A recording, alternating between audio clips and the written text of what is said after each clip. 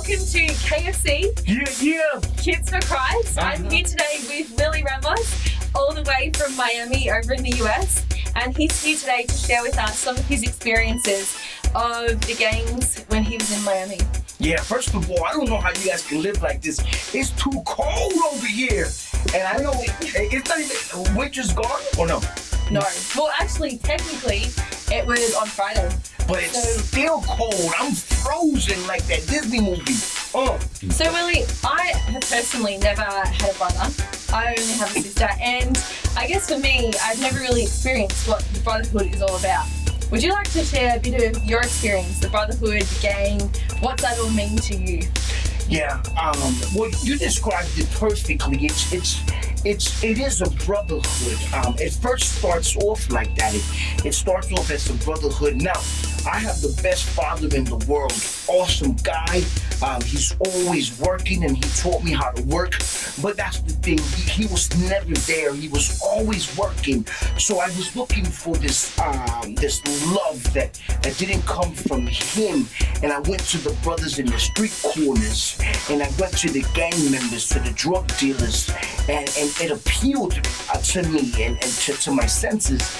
It started off like that at first. It was unity. It was loyalty to each other. It was like if somebody has a Hungry Jack sandwich, we're gonna split it in 4 or 5. You mean you share your Hungry Jack sandwiches? Not anymore.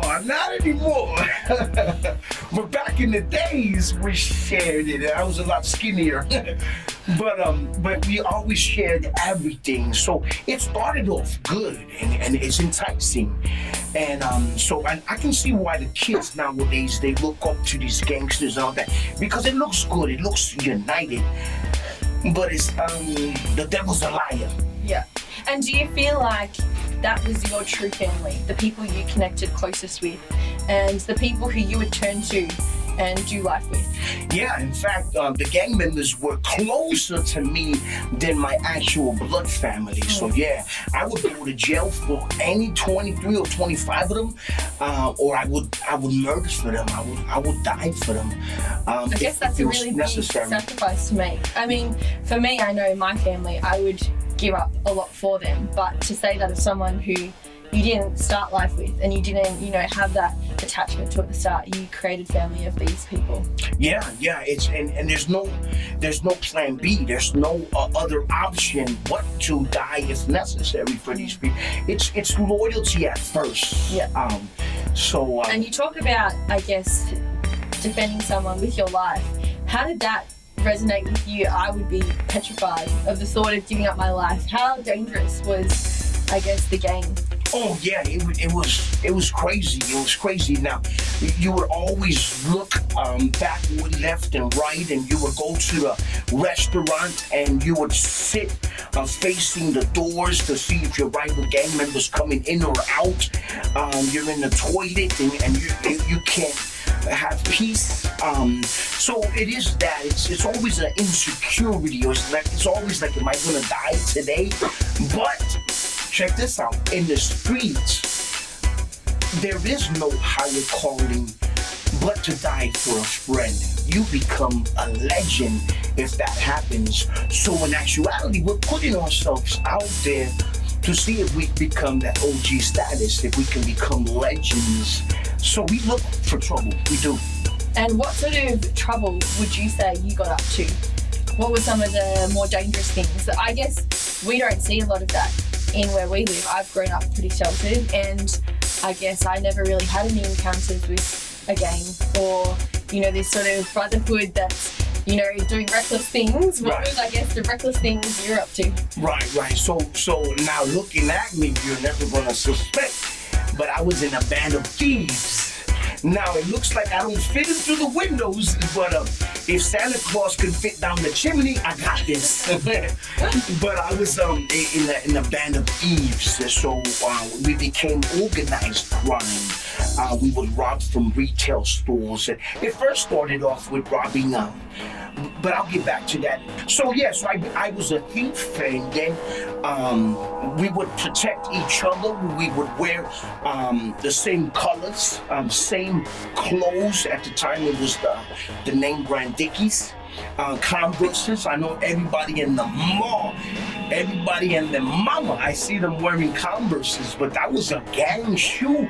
So the dress code, everybody had to be in uniform. That was our uniform. Everybody had to wear the same color, same gear. We had glasses called Mad Dogs. It was real dark, so nobody can see your eyes, where you're looking, where you're plotting. So you're actually plotting. You couldn't smile in the gang I was in. You know how everybody smiles and puckers up on Facebook on their profile. They do the duck face. We couldn't do that. No duck faces, no smiling. Now that I accepted Christ as Savior, I'm smiling all the time, and I just realized I have a dimple. I'm kind of cute, ladies. But so you couldn't smile and you couldn't cry either.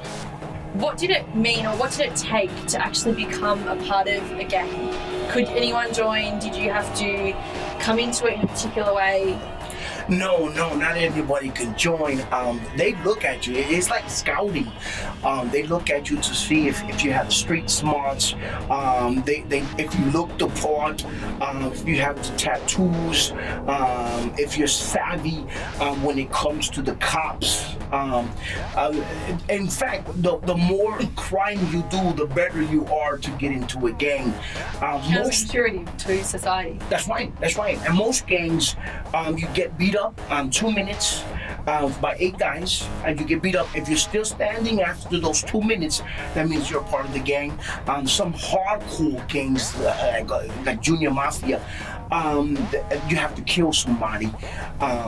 So yeah, usually it's beat up. You get beat up for 2 minutes. If you're still standing, then you can be a member of that gang.